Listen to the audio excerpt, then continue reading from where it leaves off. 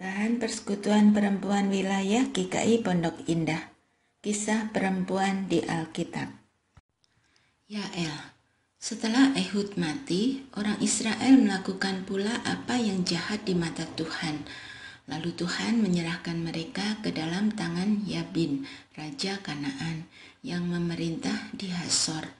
Panglima tentaranya ialah Sisera, yang diam di Haroset Hagoyim. Lalu orang Israel berseru kepada Tuhan, sebab Sisera mempunyai 900 kereta besi dan 20 tahun lamanya ia menindas orang Israel dengan keras. Pada waktu itu, Deborah, seorang nabiah, istri Lapidot, memerintah sebagai hakim atas orang Israel. Ia biasa duduk di bawah pohon korma Deborah antara Rama dan Betel di pegunungan Efraim. Dan orang Israel menghadap dia untuk berhakim kepadanya. Ia menyuruh memanggil Barak bin Abinoam dari Kedes di daerah Naftali, lalu berkata kepadanya, "Bukankah Tuhan Allah Israel memerintahkan demikian? Majulah, bergeraklah menuju Gunung Tabor dengan membawa 10.000 orang Bani Naftali dan Bani Sebulon bersama-sama dengan engkau. Dan aku akan menggerakkan Sisera, panglima tentara Yabin, dengan kereta-keretanya dan pasukan-pasukannya menuju engkau ke sungai Kison, dan aku akan menyerahkan dia ke dalam tanganmu." Jawab Barak kepada Deborah, "Jika engkau turut maju, aku pun maju. Tetapi jika engkau tidak turut maju, aku pun tidak maju." Kata Deborah, "Baik, aku turut. Hanya engkau tidak akan mendapat kehormatan dalam perjalanan yang engkau lakukan ini, sebab Tuhan akan menyerahkan Sisera ke dalam tangan seorang perempuan." Lalu Deborah bangun berdiri dan pergi bersama-sama dengan Barak ke Kedes. Barak mengerahkan suku Sebulon dan suku Naftali ke Kedes, maka 10.000 orang maju mengikuti dia. Juga Deborah maju bersama-sama dengan dia. Adapun Heber, orang Keni itu, telah memisahkan diri dari suku Keni, dari anak-anak Hobar ipar Musa, dan telah berpindah-pindah memasang kemahnya sampai ke pohon Tarbantin di Saanaim yang dekat Kedes. Setelah dikabarkan kepada Sisera bahwa Barak bin Abinoam telah maju ke Gunung Tabor, dikerahkannyalah segala keretanya, 900 kereta besi dan seluruh rakyat yang bersama-sama dengan dia, dari Haroset Hagoyim ke sungai Kison. Lalu berkatalah Deborah kepada Barak, "Bersiaplah, sebab inilah harinya Tuhan menyerahkan Sisera ke dalam tanganmu. Bukankah Tuhan telah maju di depan engkau?" Lalu turunlah Barak dari Gunung Tabor dan 10.000 orang mengikuti dia.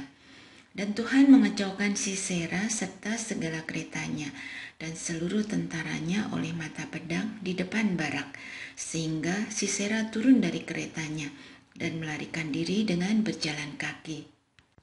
Lalu Barak mengejar kereta-kereta dan tentara itu sampai ke Haroset Hagoyim, dan seluruh tentara Sisera tewas oleh mata pedang. Tidak ada seorang pun yang tinggal hidup. Tetapi Sisera dengan berjalan kaki melarikan diri ke kemah Yael, istri Heber, orang Keni itu, sebab ada perhubungan baik antara Yabin, Raja Hasor, dengan keluarga Heber, orang Keni itu. Yael itu pun keluar mendapatkan Sisera dan berkata kepadanya, "Singgahlah tuanku, silahkan masuk, jangan takut." Lalu singgahlah ia ke dalam kemah perempuan itu, dan perempuan itu menutupi dia dengan selimut. Kemudian berkatalah ia kepada perempuan itu, "Berilah kiranya aku minum air sedikit, aku haus."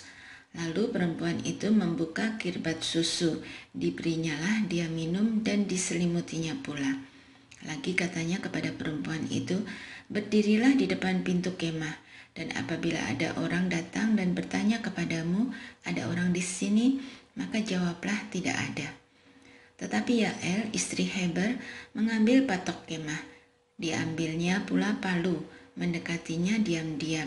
Lalu dilantaknyalah patok itu masuk ke dalam pelipisnya sampai tembus ke tanah, sebab ia telah tidur nyenyak karena lelahnya. maka matilah orang itu. Pada waktu itu muncullah Barak yang mengejar Sisera. Keluarlah Yael mendapatkan dia dan berkata kepadanya, "Mari, aku akan menunjukkan kepadamu orang yang kau cari itu." Lalu masuklah Barak ke dalam dan tampaklah Sisera mati tergeletak dengan patok dalam pelipisnya. Demikianlah Allah pada hari itu menundukkan Yabin, raja Kanaan, di depan orang Israel. Dan kekuasaan orang Israel kian keras menekan Yabin, raja Kanaan, sampai mereka melenyapkan Yabin, raja Kanaan itu. Sekilas, kisah yang akan kita renungkan minggu ini terkesan sadis tentang pembunuhan yang dilakukan oleh Yael. Namun, jika kita melihat konteks kehidupan saat itu, tindakan Yael adalah tindakan heroik yang penuh risiko. Yael adalah perempuan yang Tuhan pakai untuk mengalahkan musuh Israel. Ia hidup di masa Deborah memerintah sebagai hakim bagi bangsa Israel. Seperti yang dapat kita lihat dalam bacaan, Israel pada saat itu sedang dalam penindasan yang dilakukan oleh bangsa Kanaan yang dipimpin oleh Yabin.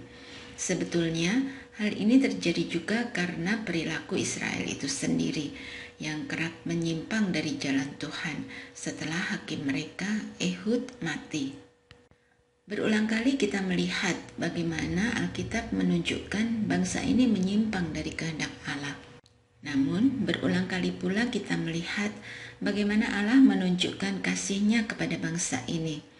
Pada masa Deborah, Tuhan membebaskan bangsa ini dari bangsa Kanaan yang dipimpin oleh Sisera. Dalam sebuah pertempuran, ratusan pasukan Sisera mati oleh pedang bangsa Israel. Hingga tersisa Sisera seorang yang kabur dan bersembunyi di kemah Yael, istri dari Heber, orang Keni. Sebenarnya, orang Keni ini memiliki hubungan yang baik dengan Israel. Bahkan mertua Musa pun adalah orang Keni. Namun nampaknya keluarga Heber ini memiliki hubungan yang baik dengan Yabin, raja Kanaan. Sehingga Sisera merasa aman untuk bersembunyi di kemah Yael. Yael melihat momen itu sebagai sebuah kesempatan. Ia tahu bahwa Sisera adalah musuh Israel dan Allah sedang melindungi Israel. Maka dengan berani ia membunuh Sisera di dalam kemahnya dan menyerahkannya kepada Barak. Tindakan Yael ini sebetulnya sangat berisiko. Ia beserta seluruh keluarga bisa dianggap sebagai seorang pengkhianat oleh Yabin. Namun keberanian inilah yang Tuhan pakai untuk melaksanakan kehendak-Nya. Sekali lagi, kisah ini nampak sadis, namun kita bisa melihat tindakan Yael sebagai sebuah tindakan yang diambil seorang perempuan untuk menyatakan kehendak Allah. Seorang perempuan yang tak sebesar Deborah namanya, orang kecil, namun Tuhan pakai. Diskusikan. 1. Apakah saudara pernah mengenal Yael masa kini, seorang perempuan yang dengan berani menunjukkan aksi untuk menyatakan kebenaran? 2. Tindakan Yael adalah tindakan yang berisiko. Pernahkah saudara berada dalam sebuah pilihan yang berisiko? Apa yang menjadi pertimbangan saudara ketika diperhadapkan pada pilihan berisiko? Doakan. 1. Berdoa agar seluruh anggota PPW bisa Tuhan pakai sebagai perpanjangan tangannya untuk menyatakan kehendak-Nya. 2. Kesehatan dan upaya setiap pihak dalam menangani varian Omikron saat ini.